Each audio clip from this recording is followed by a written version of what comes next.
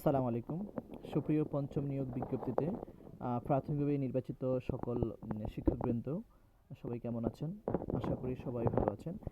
আমি আজকে আপনাদেরকে খুবই গুরুত্বপূর্ণ একটা কথা বলতে এসেছি। সেটা হচ্ছে আমাদের প্রাথমিক নির্বাচিত হওয়ার পরে আমাদের পরবর্তী করণীয় কী? এই বিষয়ে আমি কিছু একটু বলতে চাচ্ছি। আমরা অলরেডি যারা প্রাথমিক সুপারিশ হয়েছেন সবাই মেসেজ পেয়ে গেছেন যে পরবর্তী ধাপটা কী এবং কী করতে হবে।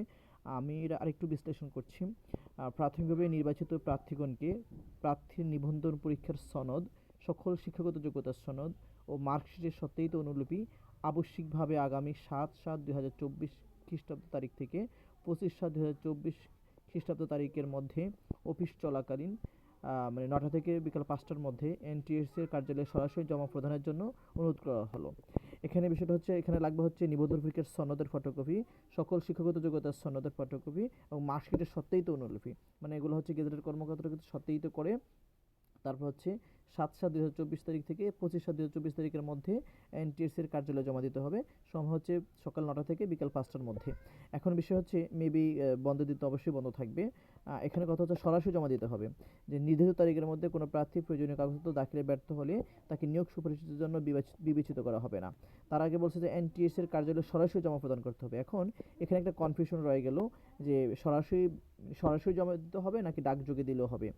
তো আসলে এই বিষয়টা আমার মনে হয় সরাসরি দিলে ভালো হয়, যেহেতু ডাকযোগে দিলে সমস্যা হইতে পারে, মানে নির্ধারিত সময় নাও পুষতে পারে।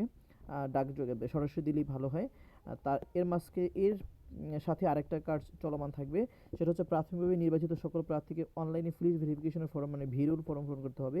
এই সংক্রান্ত নির্দেশনা পরবর্তীতে এনটিএস এর ওয়েবসাইটের বিজ্ঞপ্তি প্রার্থীর মোবাইলে এসএমএস এর মাধ্যমে জানানো হবে।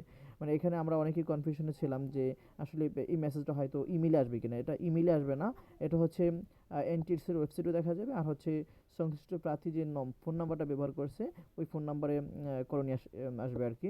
মানে কীভাবে পুলিশ ভেরিফিকেশন ফর্মটা সংগ্রহ করতে হবে তার সিস্টেমটা হচ্ছে আমাদের ফোনে এসএমএস এর মাধ্যমে জানিয়ে দেওয়া হবে। আজকে এই পর্যন্ত ছিল। ধন্যবাদ প্রিয় শিক্ষকবৃন্দ। আসসালামু আলাইকুম।